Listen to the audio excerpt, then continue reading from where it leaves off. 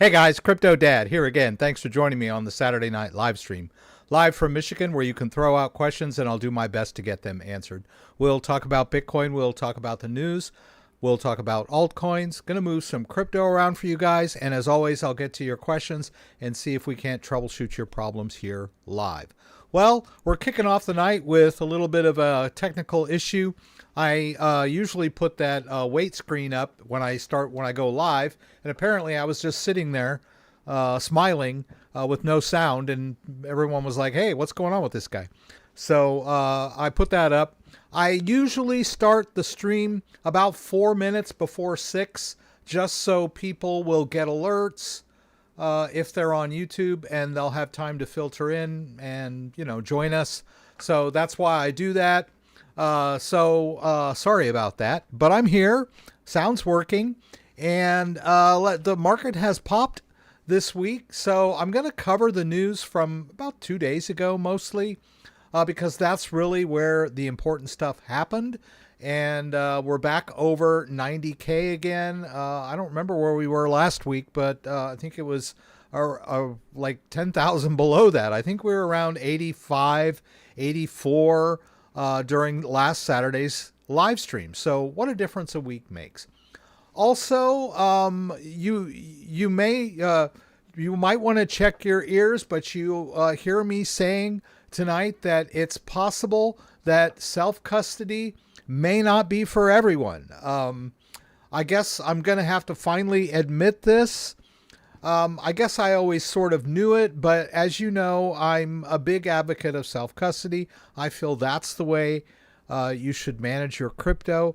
But over the years, I have come to realize that there are some people that just aren't cut out for self-custody, and the risk of them losing crypto is greater than they might incur somewhere else, like on Coinbase or Kraken, or with some custodial type solutions, institutional custodial solutions.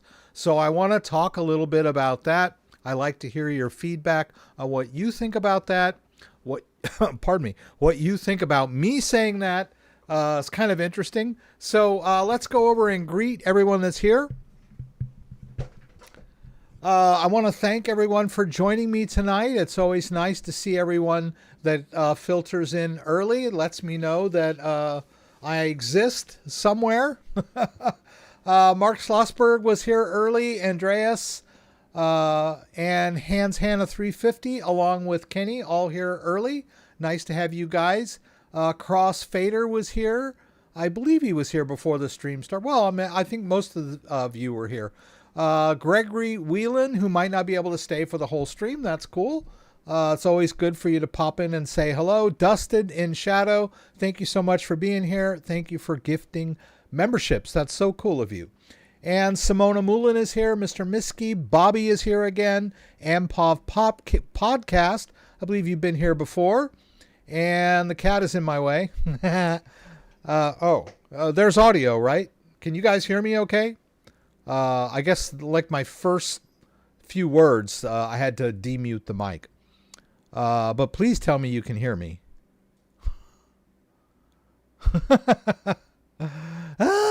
Okay. Wyoming, Michigan. That's not far from me. DBR 1950. E. Poston from Colorado. HR by Catherine is here again. Chris Graham. Paul Wizzle. Dusted in Shadow. Hello. Fred McIntyre. Simona, I think yeah. Okay, so Eric Nichols is here with a burning question that he's cutting and pasting into the chat, and I'm sure he'll be doing that until I answer it. So I was going to get to you right before I saw you cut and paste that in again. So you can please stop doing that. If you have BNB and you want to buy Base or Ethereum, then you can't really deposit BNB on Coinbase or Kraken.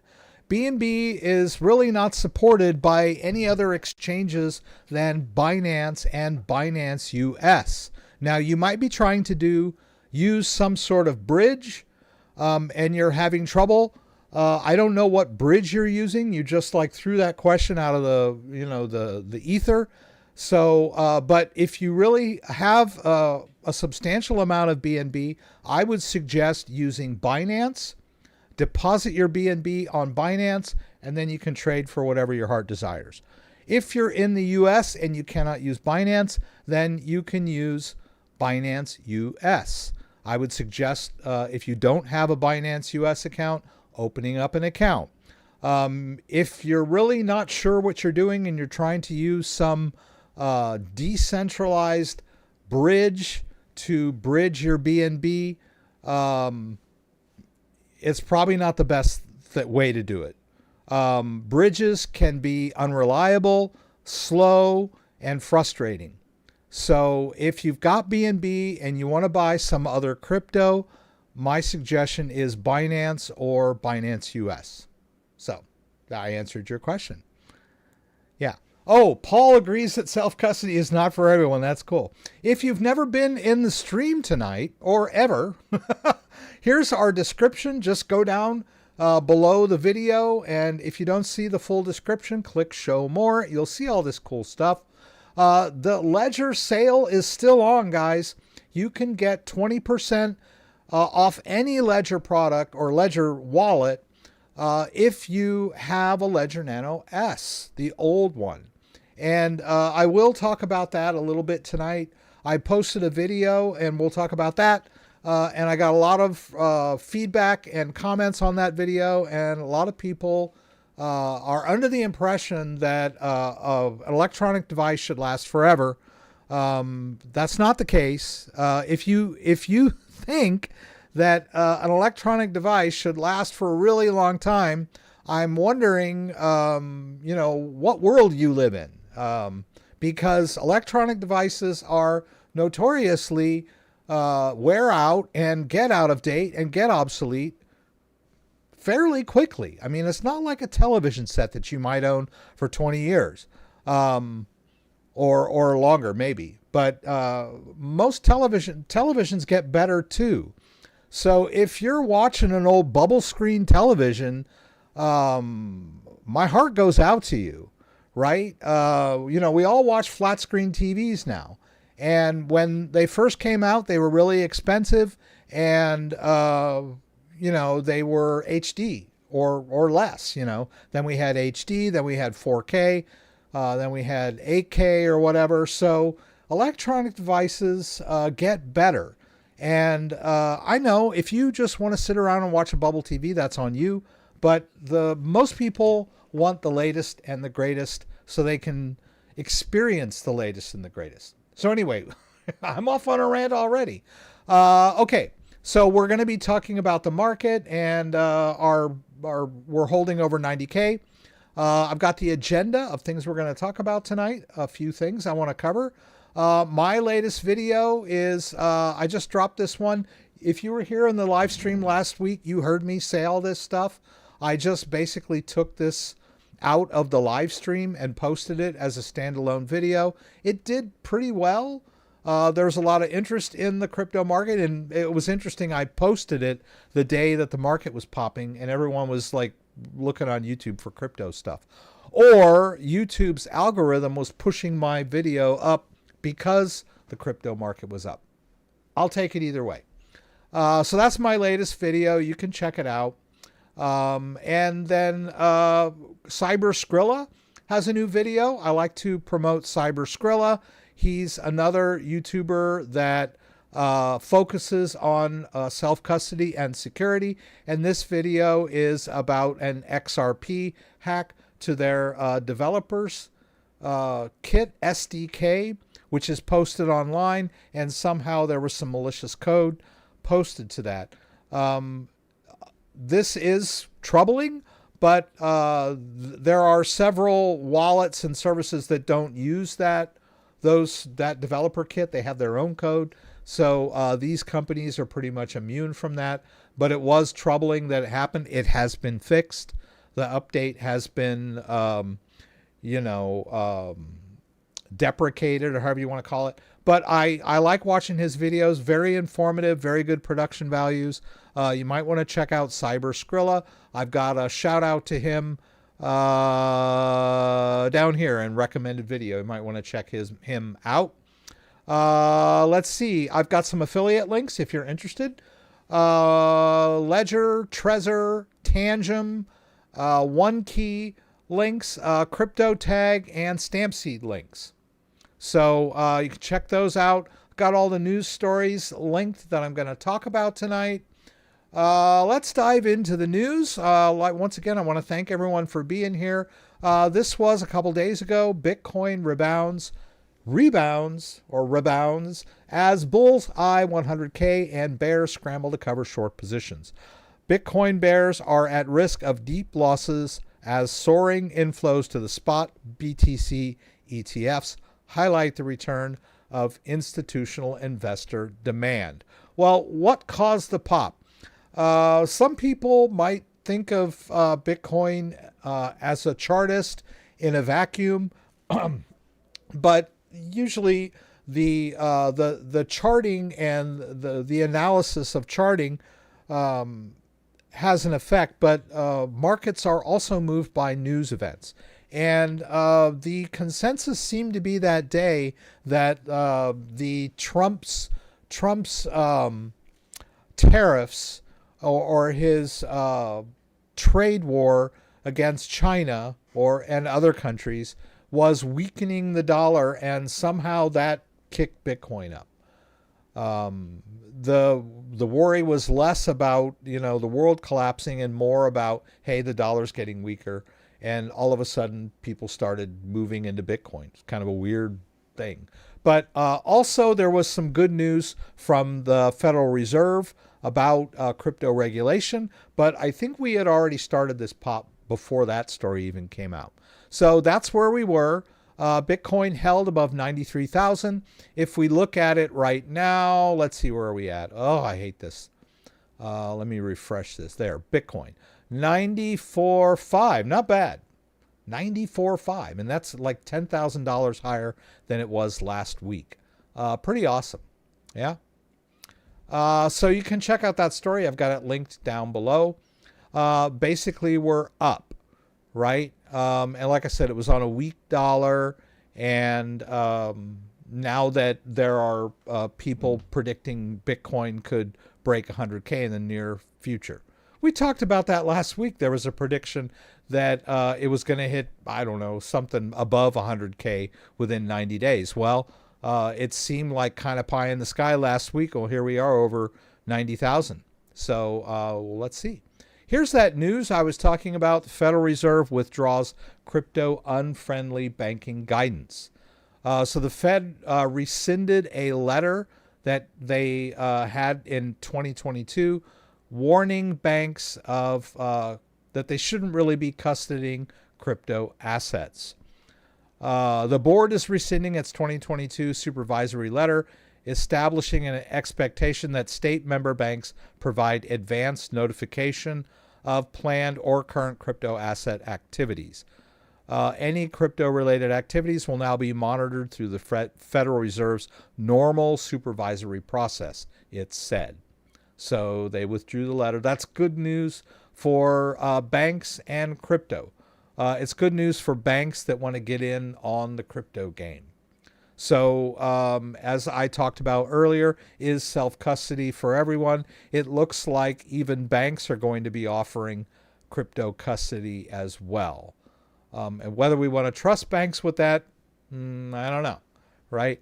Hopefully, if banks do get authorized to provide crypto custody, they should have reserve requirements that are more strict than dollar reserve requirements. For those of you who are not aware, during COVID, well, for those of you who may not be aware of how banking works, now I'm not going to, the term for banks, fractional reserve banking, which basically means that if a bank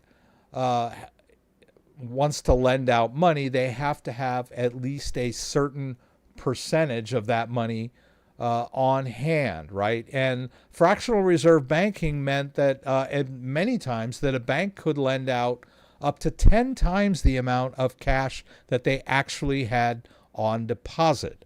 And then when COVID hit, they reduced the reserve requirement of banks to zero. Zero. You can count it twice. Zero. And they have not changed that still. So banks have zero cash requirement. So if a bank is going to tell me that my crypto is safe, I would want some assurance that they actually own that crypto. But anyway, I digress slightly. And so, yeah, U.S. banks will be able to custody crypto. And Michael Saylor thought this was a good turn of events. It kind of goes through that same here. And then he posted, banks are now free to begin supporting Bitcoin. The Fed's decision is a significant development as it will simplify the path to institutional adoption, according to Anastasia Plotnikova, co-founder and CEO of blockchain regulatory firm Fidium, right?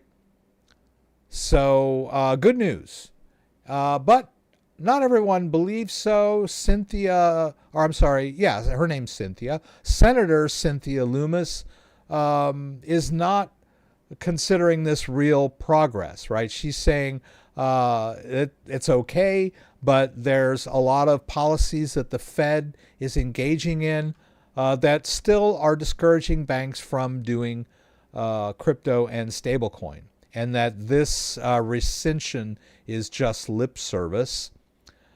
She's pretty famous for being a Bitcoin advocate in Congress or the Senate. She's a senator. She introduced the Bitcoin Reserve bill on the Senate floor. So she's a big advocate of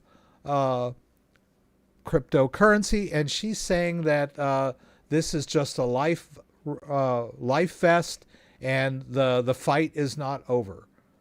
So you decide whether it's good news or bad news. Let us know, right? You can jump in on that. All right, so I wanted to get through the news kind of quick because there were some things I wanted to talk about with you guys. Let's see, here we go. One Key. And I do have a One Key wallet here. And I was thinking of moving some crypto from my One Key wallet over to my Ledger. And I'll do that. Last week, I think I did a consolidation between two devices. But One Key now has this thing called Sifu. Sifu, what do they call it? Oh, One Key Sifu. It's $79, and you can only get it if you've bought a hardware wallet from them.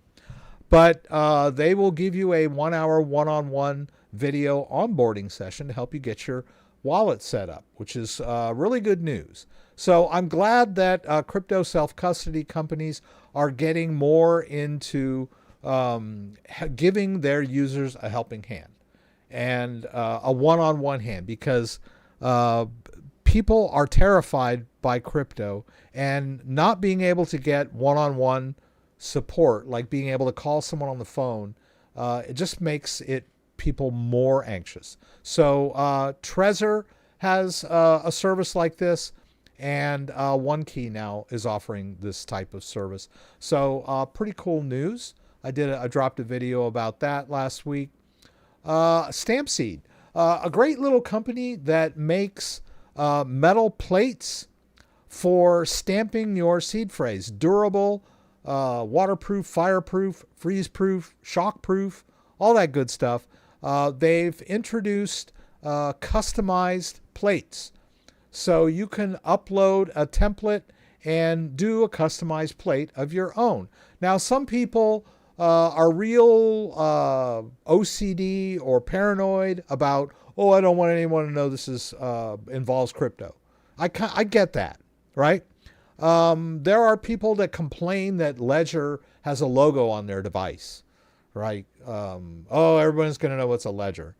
I think that's a little of an overreaction.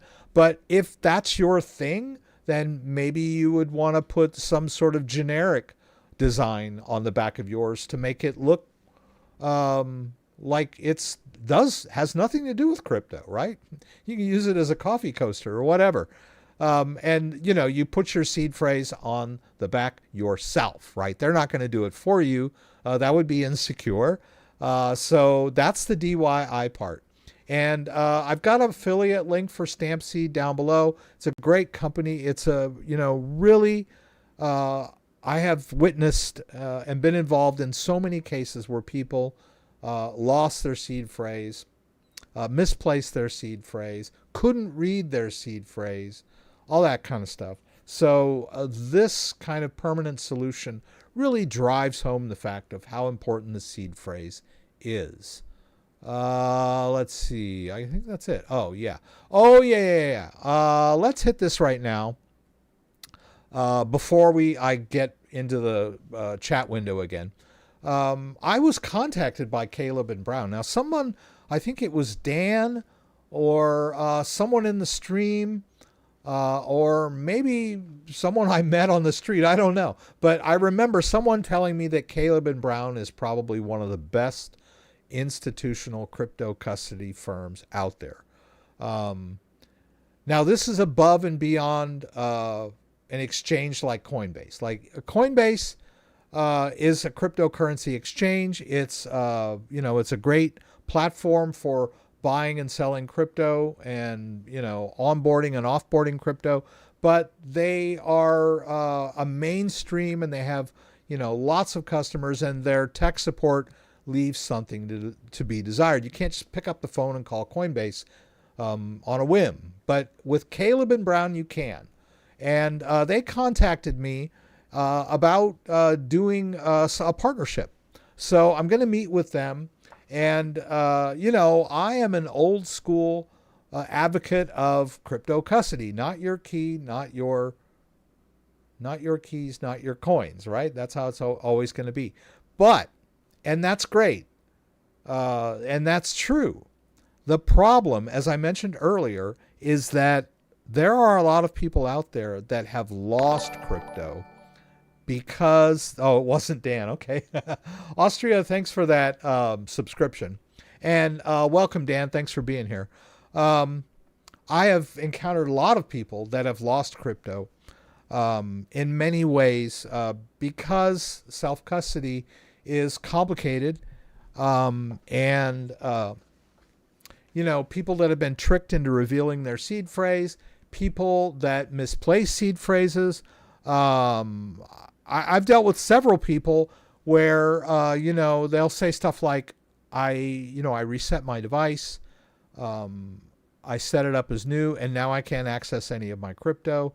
And I said, well, you know, go get your other seed phrase. And they'll go, what other seed phrase? I'm like, the seed phrase you wrote down when you first set up the device. Oh, that seed phrase, you know, and then they'll go get it. They'll do the restore and they'll get their crypto. But if I wasn't there to help them with that, they would have lost their crypto. So Caleb and Brown specializes in institutional crypto custody. So they're specifically designed to help crypto hodlers. And with all these big institutions and, you know, people that are holding a lot of crypto, they would probably trust a firm like this more than they would themselves. And rightly so, right? So we'll talk more about that as things go on. And let's see, let me get caught up on the stream, and I'll look at my agenda. Ken loves my rants. I know I love your rant. Is it possible to stake SUI in the ledger? No, it is not possible to stake SUI on the ledger. I did a video on SUI. Let's see where we were not too long ago. Yeah. Actually, I did this week too, I'm pretty sure. Oh, we talked about this on the stream. This was another one that I just cut and pasted out of the live stream. But no, you cannot stake SUI in Ledger Live. So if you look at the SUI account here, you'll see that you can hold SUI, and Ledger Live recognizes your balance, and you can send and receive, but you can't stake. You still need a third-party wallet to do that. Well, you can use both, right? You can use, I don't know what I want to say. I don't want to read this. I just want to use the wallet. Okay, there it is. So you'll notice that I have a third-party wallet here that is based on my Ledger device, right? It's my Ledger STAX, or my Flex, pardon me. It's my Ledger Flex. It's the same one we're looking at over here, right? Same account, but if I, and I've connected my Ledger device to this wallet. I forget, I don't see the name of the wallet here, but SUI wallet, SUI wallet. And you can stake in this wallet, right? They've got staking, investing, you staking, and SUI NFTs. Yeah, so you need a third party to do that for sure. FYI, I used promo to get a Flex ordered last Sunday and received it on Wednesday. Yes, that Ledger promo is cool because, and I did a video on that, didn't I?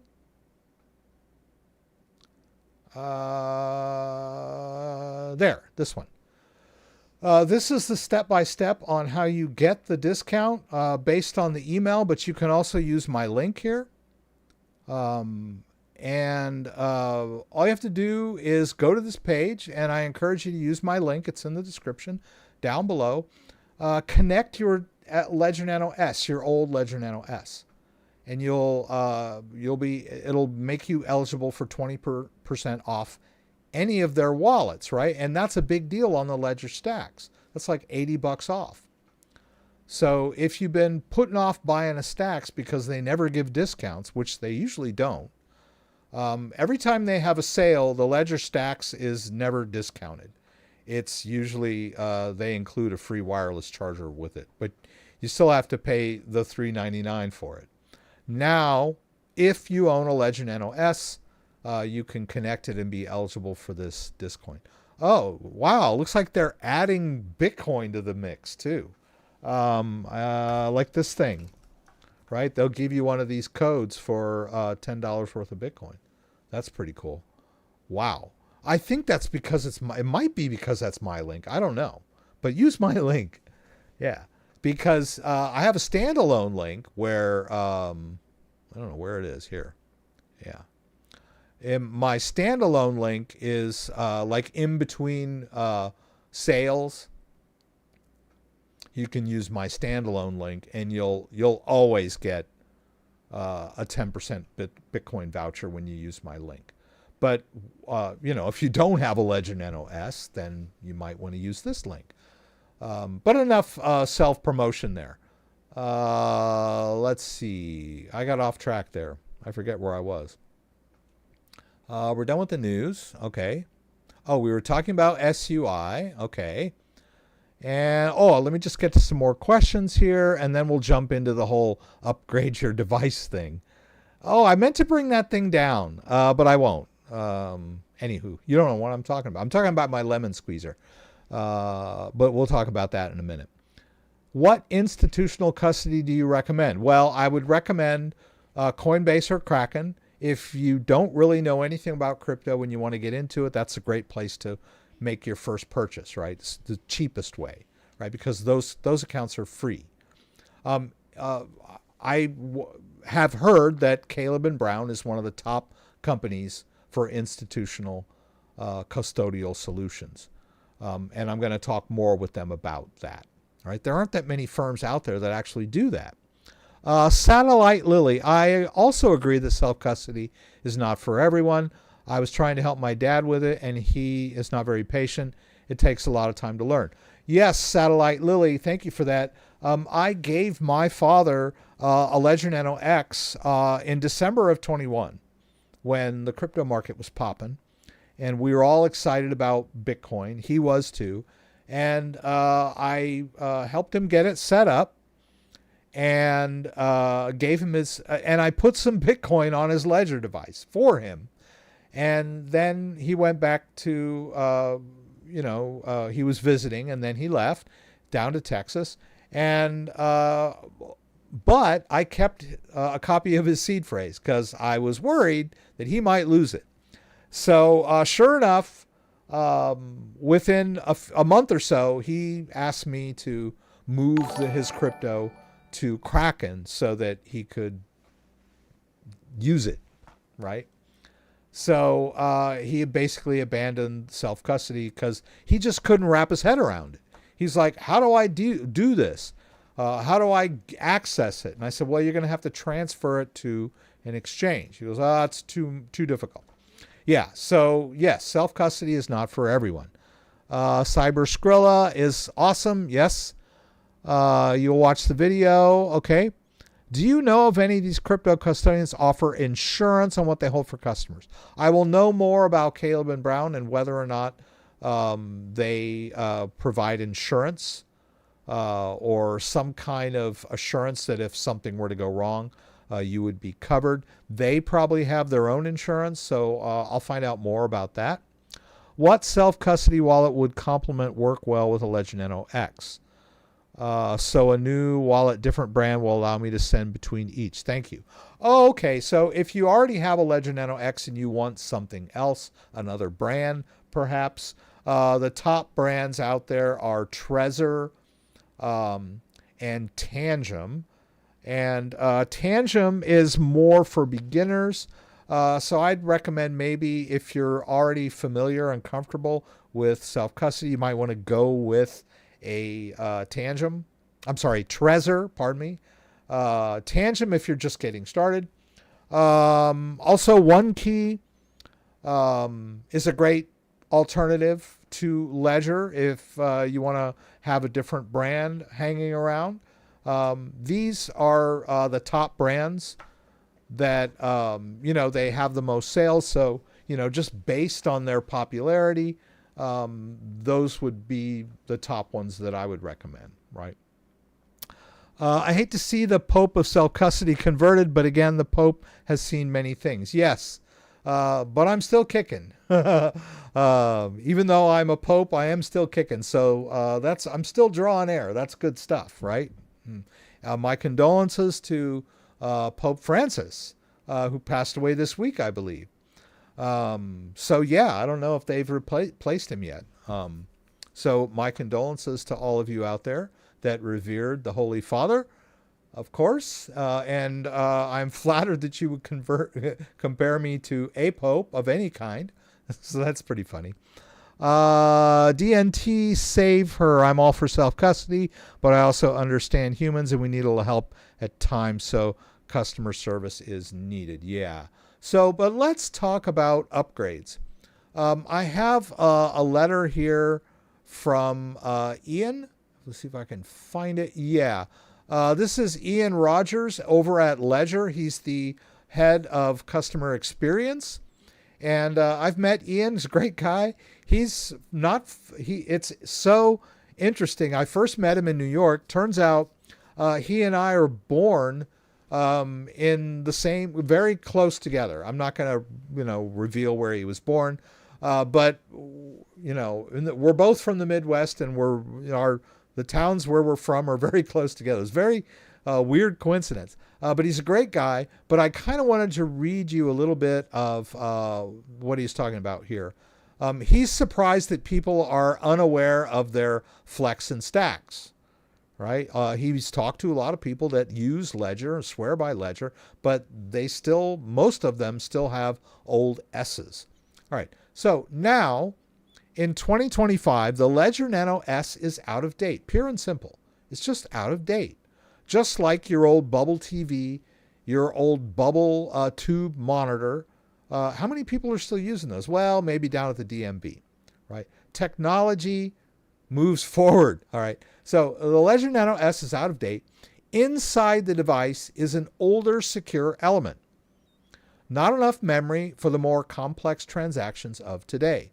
And a user interface that's not even close to the safety of the beautiful e-ink touchscreens, Ledger Flex and Ledger STAX. Today's Ledger devices support more services, security features, and blockchains, all with a better UI, not to mention the fact that no electronics last forever. I don't know why I'm like, that's a controversial statement.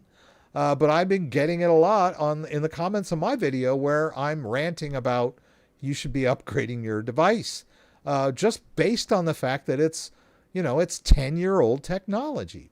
Someone in those comments mentioned the iPhone. And he went off the deep end. He was like, oh, Ledger's asking you to pay $200 now. Next year it'll be $400. And the year after that it'll be $600, for a better and better Ledger device, kind of letting his imagination run away from him. Even if it was, right? If we think about how much more Bitcoin is worth now than it was in 2017, like, okay, so you had one Bitcoin in 2017 that was worth 20,000 at the peak. Now you have one Bitcoin that's worth $95,000. Is it really that a big ask to upgrade the technology you're using to manage that device? But let's talk about the iPhone. The iPhone came out in 2007 and it was $500, right? And that was almost 20 years ago, so 19 years ago. That phone is now completely obsolete, unusable. If you have one, it's like in a display case because it is non-functional, right? So, that whole argument is like, this device should last forever, or 50 years or 30 years or at least 20 years or whatever. It's outdated technology. Right? The iPhone 16 starts at $899. But most people want more memory, a better camera, a bigger screen. So the iPhone 16 starts at $1,000 and goes up from there. Right? So the original iPhone could barely do anything. You could make calls on it. Had very limited app support, had a crappy camera. Now the world runs on, TikTok, and pictures that get taken are mostly taken with iPhones and, other types of smartphones. So, and that's our way of life now. So if you compare that to, a crypto device, everyone always bags on me and says stuff like, let's go over to Ledger. What is it? Ledger. Oh, it should, I don't really care about the features. I just wanted to hold my Bitcoin and put it in a safe and forget about it. That's what they promised me. Well, I don't know that they did promise you that. But there's so much more to crypto than just holding it in a wallet and forgetting about it, right? You want to be able to move that crypto on and off the device at will, right? So, and you don't want it to be like, hey, Bitcoin just broke $250,000 and I need to, I've got a financial obligation and they need their money right away. I'm cash poor right now, so I'm going to sell this Bitcoin. So you go pull out your crappy old device that's been in the drawer for 5 years, let's say, and it doesn't work anymore because it's way out of date. The firmware is hopelessly out of date. So now I got to order me and you're not comfortable with using it, right? And people say, oh, well, that's not going to happen to me. Well, it may not happen to you. But whatever your use case, whatever the reason why you're going to need access to your crypto at some point in the future, you should have a device that works and that has all the latest features for whatever you might need it for, rather than, oh, I just want to put it on this thing and forget about it. Bad strategy. There aren't very many things out there at all that last for a long time. I forgot. I was going to bring it down here. I'm not going to run upstairs and grab it right now. But hang on just a sec. Alex? Alex? Alex? Can you hear me? Yeah. Can you go upstairs and get my lemon squeezer? It's in the drawer next to the dish rack. It's got a red handle. You know what I mean? Ask Mom if you don't know.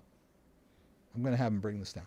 I bought this. I squeeze a fresh lemon into a glass every morning. That's my morning routine. That's the first thing I do before I drink coffee. Is I drink the juice of a lemon. I read an article about it a long time ago, and that it's good for you, right? And so that's part of my morning routine. Well, I went and I bought this lemon squeezer, and I bought it on Amazon, and I am just flabbergasted that it still works, that it hasn't fallen apart, because just about everything you buy now falls apart. That's deindustrialization, offshoring, all that kind of stuff. Oh, thank you, buddy. Right on. Here it is. See, this thing, I don't even know where it was made, but it works, and it hasn't fallen apart yet. That is the exception to the rule. Everything else, dishwashers, cars. I mean, you got to get new cars on a fairly regular basis. I mean, back in the 70s and the 80s, people were trading their cars in after a couple of years. Now, with the economy the way it is and inflation the way it is, people are hanging on to their vehicles longer. There are people that still drive cars that are 20, 30 years old, but the norm is you get a new car every 5 to 10 years. You just trade in the old one for a new one, a better one, that's more stylish, more reliable, is under warranty, all that stuff. So even cars need to be updated. Stereos, TVs, I don't know. The list goes on and on and on. But I just don't understand why people object so much to the fact that, hey, you've got a Ledger Nano S. It's out of date. It's obsolete. It's time to upgrade. I don't get it. But anyway. Okay, I'm done with that. Oh, let's move some crypto around. I've got some crypto on a 1 key, and let's move some of that over to our ledger. Now, we can do it let's first of all, let's open 1 key. I'm using the desktop app. And so you can see I got a little Bitcoin, I got a little Solana. Let's do the Solana because Solana's a little faster. And I'm doing this live. So let's say we want to move this Solana from my 1 key wallet over to my Ledger wallet. So let's go to accounts, and let's go down here to the Solana account. Let's do Solana STAX. Note that I've got 2 Solana accounts, one based on my STAX, one based on my Flex. I've said this many times, but you can manage more than one device in one copy of Ledger Live. So, but we're going to focus on the STAX. So when we want to send crypto from point A to point B, we start with point B. It's kind of weird, right? You've got to have a destination. It's the same thing as, if you do some work for somebody and they want to pay you, that the first thing they'll say, right? What's your address? Give me your address. I'll mail a check out to you. Well, not these days, but in the old days, right? It's like, hey, give me your address. I'll mail you a check. Same thing with crypto though. Same concept. I want to send some crypto. The first question would be, well, give me your address. I'll send you some crypto, right?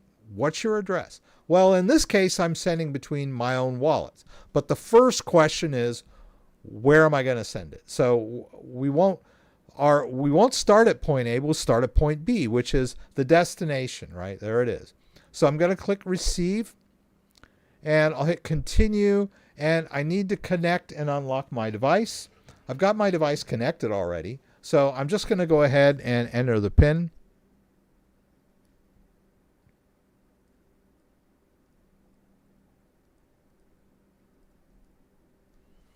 All right, I've got it unlocked. Let's see here if I can.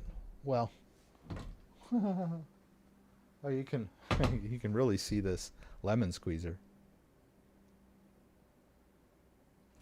Yeah, It's a really nice lemon squeezer. Oh, let me. I got to move this camera out of the way. But anyway, it's not big. So very nice, very well made. Just for I don't know how long I've had it. Like 10 years maybe. So it wants me to open the Solana app. So I'll do that. We'll hit open. And there it is. So this is the hardware verification. So Ledger, whoops, yeah. What am I doing here? Oh yeah, here we go. So Ledger's asking me to verify on the device, right? Here's the device. And so we'll just swipe over. There's that address that I'm, this is the receiving address, right? I'm sending crypto to this wallet. This little device is not where the crypto is going, but it manages the wallet. So this is the address of the device, or that the device generated, and there's the same address in the account. So I need to verify that the account matches the device. That's what this does, right? So I'm going to grab that address, copy it into my clipboard, and now I can just hit confirm. So I'm done, right? I verified the address. That's what I want to do. Now I want to disconnect this guy because I'm going to go over to the OneKey app and I'm going to send this Solana. Let's hit send. Right? And then I'm going to paste in the address. Boom, there it is. And then I'll go ahead and send it all. You could have just typed in the amount of Solana here, or you could say, oh, I'm going to put in a certain dollar amount, however you want to do it. Pretty good interface. And then I'll hit preview. And that's what we're going to do. We're going to send it from here to there. 24796. Oh, I'm going to have to, boop. I'm going to have to do this one more time. But I'm going to skip the, yeah, there it is. I skipped the hardware check on that one just to, you know, check the address.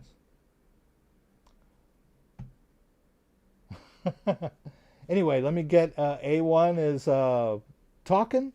So let me just get this thing going, and then I'll chat back and forth with A1, who is obviously listening to stuff I'm saying, which is, I love that.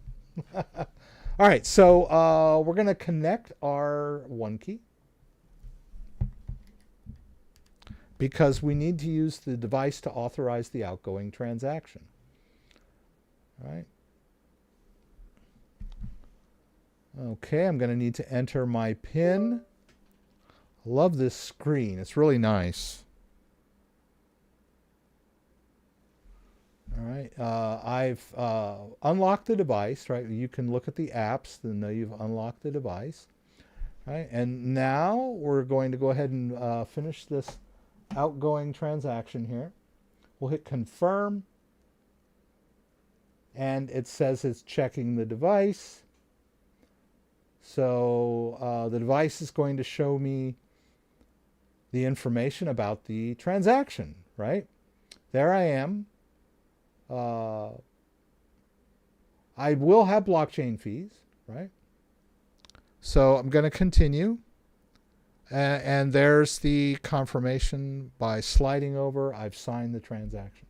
So you'll see that when I was, and let me go back over here.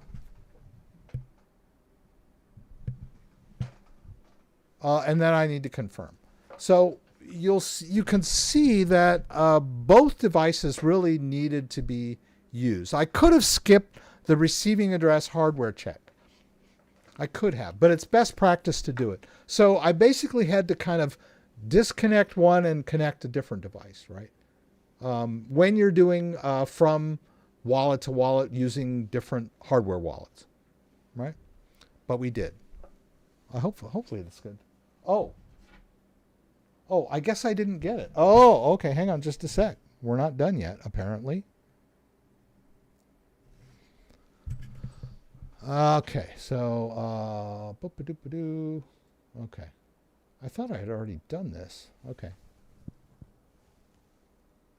Okay. Yeah, maybe it slipped when I sent it across. Let's try this again.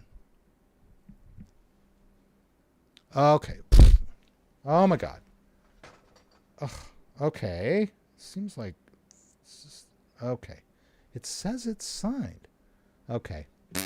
Oh, sorry. Let me put you over here.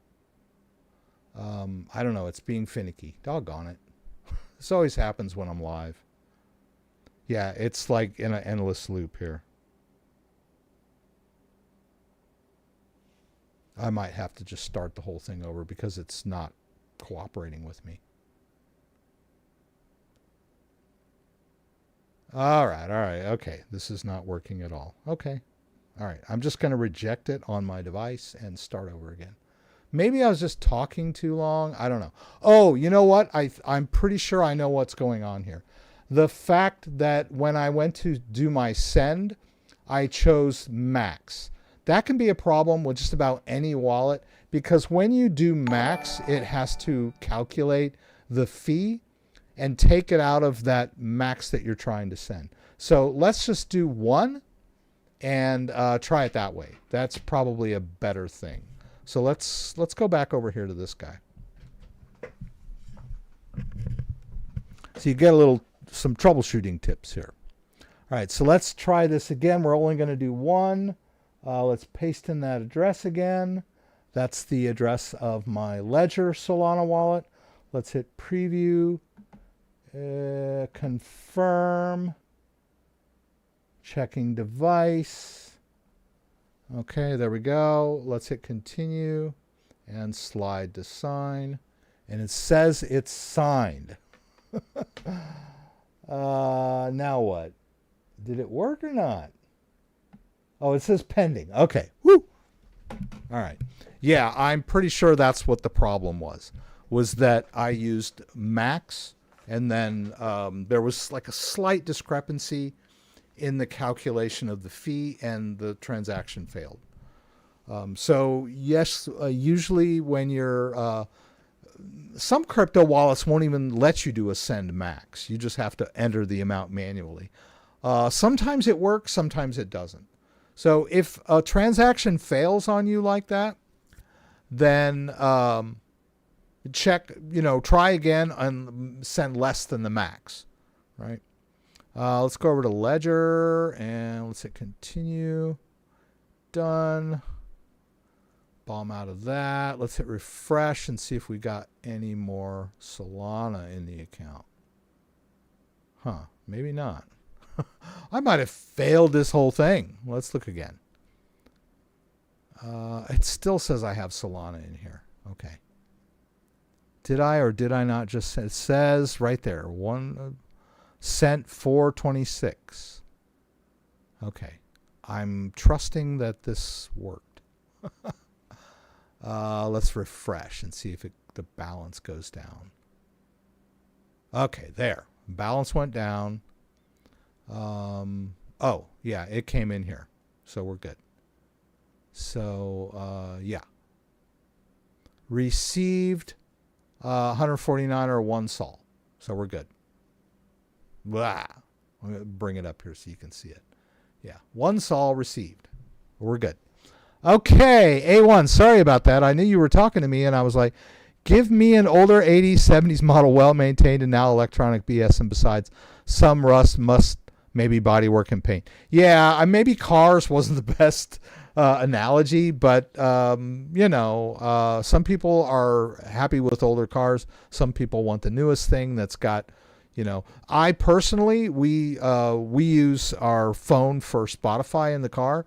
I couldn't live without a car that didn't have, an Apple screen, right? Or for me to do Google Maps and all that stuff.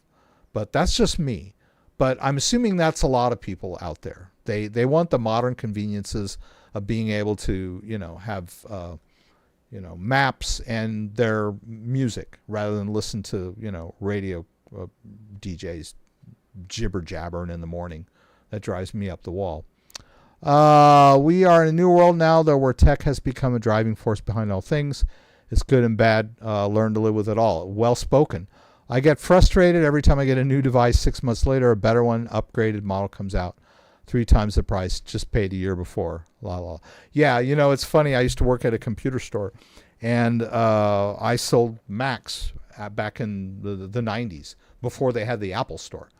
And I had this one guy that used to come in and pick my brain about all the current. This is back when Apple was a computer company, right? Before the iPhone. He used to come in and grill me and just pick my brain for 20, 30 minutes about all of the features of the new Macs. And but he would never pull the trigger.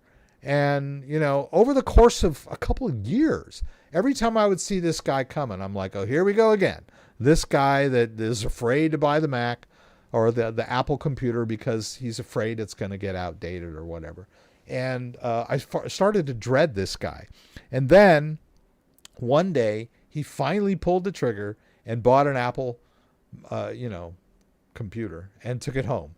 And then, like, within a month, Apple came out with a better processor and newer models and everything. I was like, see, dude? All right. So, yeah. To upgrade or not to upgrade? Computers. I was in the computer business for many years. And realistically, back in the 90s, back in the 80s, well, not so much in the 80s, but I mean, in the 90s, computers were constantly getting better and faster. And if you were doing anything of value, something that you like for business or, for artistry or whatever, it behooved you to get a new computer once a year or more. Maybe every 1 to 2 years, you needed to upgrade your computer.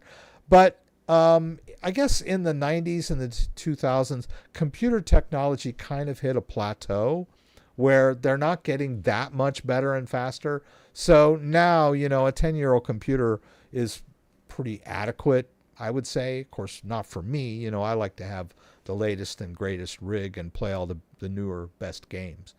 But yeah, technology moves forward, and if you're still using an old Ledger Nano S, it's time to upgrade.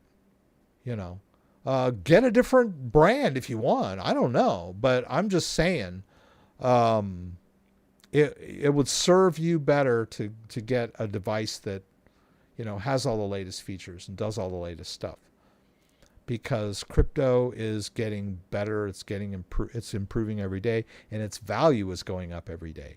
So I don't know. It's kind of I'm looking for the analogy, but if you have valuable documents in your house and you've just got like this crappy old lockbox, and you start to gain more valuables, your gold coins get more valuable or whatever, you should probably invest in a better safe, right? Like a wall safe, something that's harder to break into, something that's bolted to the floor, something that's too heavy, a better device for securing your valuables, right? The same goes with crypto hardware wallets. It's digital. It's a digital asset. So you want, and the technology is, light speed now. It's changing fast. So you want to have a device that will grow with the digital asset that you're, managing.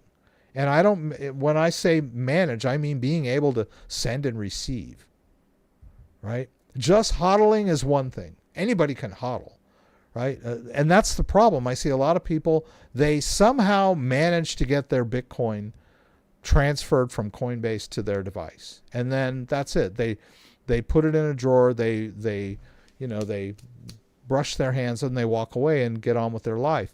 Well, that was one thing, and it took you a long time to figure it out. Then when you come back to it, you don't remember what you did because, it was hard enough just getting it done right the first time, and you may have stumbled into it.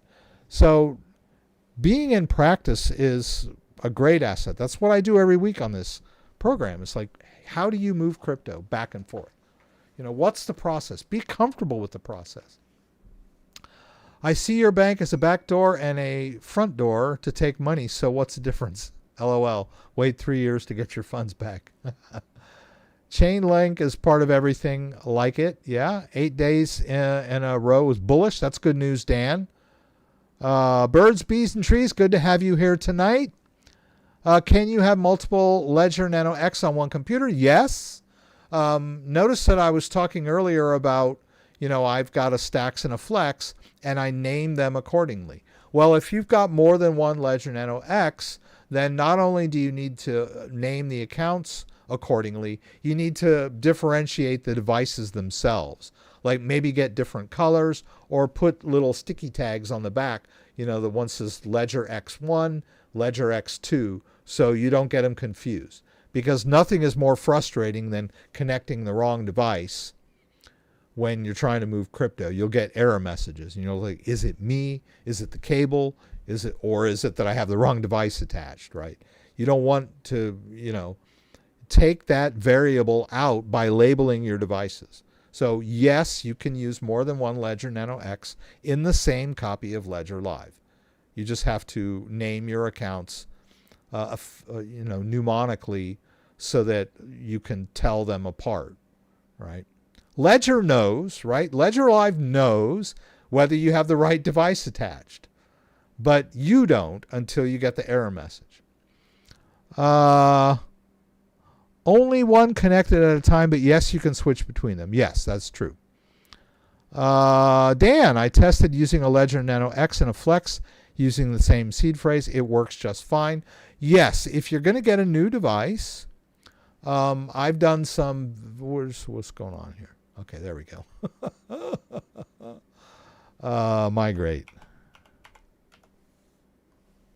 Yeah. So I did a whole video on migrating an existing seed phrase onto a brand new STAX. And you could do this with a STAX or a Flex, the same interface. And I used the seed phrase of my older Ledger Nano X. When I bought my Ledger Nano X, I used the same seed phrase from my older Ledger Nano S. So I migrated the seed phrase from the old S to my Ledger Nano X, and then I migrated that seed phrase onto, a newer device. I don't think I still use that old seed phrase that I used back in 2016. I think I started a new one in 2021 because I realized that I had exposed the seed phrase in one of my videos. Somebody let me know. They go, hey, you know what? You're showing how to do the setup, but you didn't blur it, and I could see every word, even though I went by real fast. So I moved everything off that config onto a new one. So you have to be adept at that kind of stuff too, right? I know. Or you can have someone do it for you, right? Someone qualified, right? So self-custody is tricky. Either you do your research and you practice, you stay in practice doing advanced, transferring, recovering, wiping, recovering, all that kind of stuff on your own, or you push that off onto someone else. But don't just put it in a drawer and forget about it. You'll be sorry when the time comes. You don't need a new device just to move your assets. You can use a seed phrase to recover on a hot wallet, then move it or sell it. That is true. Yes, you can. The only drawback to that is once you've done that, that seed phrase has been exposed.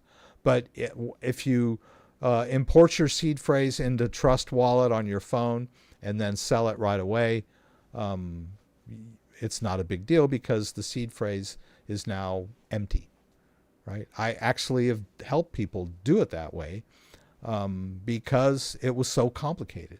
And the guy had 5 or 6 different seed phrases laying around. So I said, okay, let's just pull it onto your phone. I'll walk you through it. When we find the right seed phrase, then we'll move the crypto over to Uphold and we'll be done. So yes, that is a valid strategy, but it basically makes that seed phrase configuration unusable after. But in a pinch, you can do it. Catherine, I have a new laptop and I need to install Ledger Live on the new laptop. I'm also buying a new device, probably a Flex. Is it better to install Ledger Live first?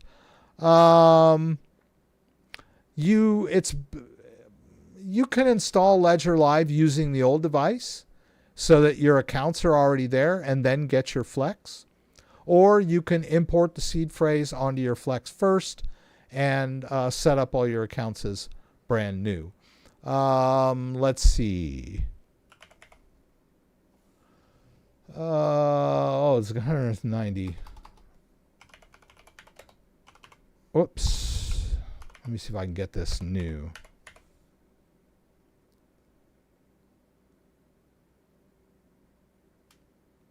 Let me see if I can. I know there's one that's, oh, these are old.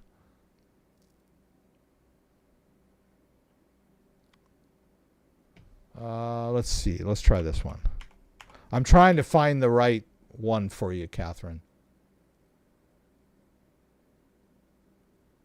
I'm not going to be able to find it, am I? Let's try Ledger Live. Let's try that. I know there's a bunch of them, but I think I might be able to find that for you, Catherine. Master.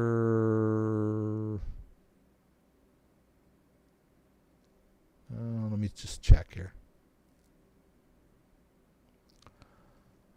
Reinstall Ledger Live, new devices and passwords. Yeah, I think that's the most recent one.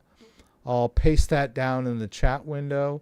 And that would be if you have either a new device or a new computer or a new phone. But I know that I did some others. But the one that's more like installing Ledger Live on a new computer is older. It's like from 21. Yeah, I can't find it. Title contains Ledger Live. Oh, actually, I think it is this old one. Yeah, this is it. From 21. That's an older one. And the version of Ledger Live is a lot older, but it's the same. You basically, you get a brand new computer, you install Ledger Live on there, and then you're going to need to recover your accounts. And so basically you just connect the device and hit add account. So, and this one has pretty good chapters too. So, yeah, I'll paste that in down here too. Either one of those videos will help you get up and running. And then the one that I was talking about earlier, the migration one, that one will help you with the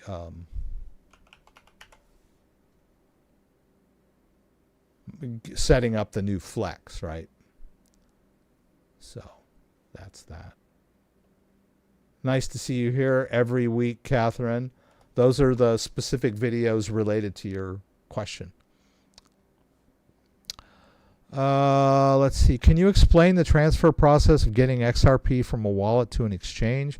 There's something different for XRP you've mentioned in the past. Yeah, you need to use a tag, and your exchange will let you know. And how to manage XRP token, when to use tags. I think this one is the most straightforward of them all, but this one is much more recent.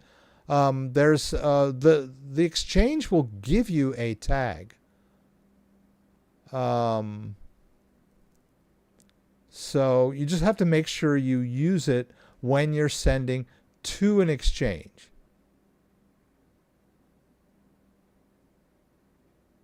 Yeah, this is the more recent one, and I think I covered the whole tag thing in there too.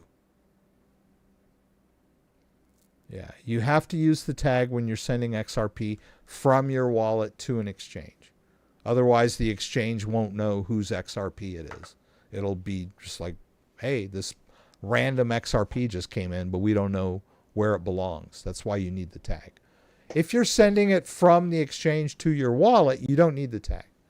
Because when it's going to your own wallet, you don't need a tag because it's a single custody wallet. Exchanges use like, multi-person, multi-account wallet. So that's why you need the tag. Anyway, hope everybody enjoyed the stream tonight. I'll be back next week I'm going to sign out. Let's see. We don't want that one. Nah. That's kind of interesting. So I want to thank everyone that was here tonight, everyone that asked questions. Hope I wasn't too curt with some of you. Thank you for that donation, Emmanuel. I really appreciate it. Thank you for gifting memberships, Dusted in Shadow. Thank you, Dan, for being here and moderating. Looks like we didn't have too many burning questions, so Dan was able to kind of just participate as everyone else did. So there weren't a lot of burning questions tonight. That's good. And thank you, Kenny, for the news. I will be here again next week, so 6 p.m. Eastern Standard Time. Join me again for the live stream from Michigan, where you can throw out questions and I'll do my best to get them answered. If you like this video, give me a thumbs up. If you'd like to subscribe to my channel, I would appreciate it. When you subscribe, there's a little bell that you can click that will allow you to be alerted whenever I post new content. Once again, thanks for joining me and hope to see you guys again soon.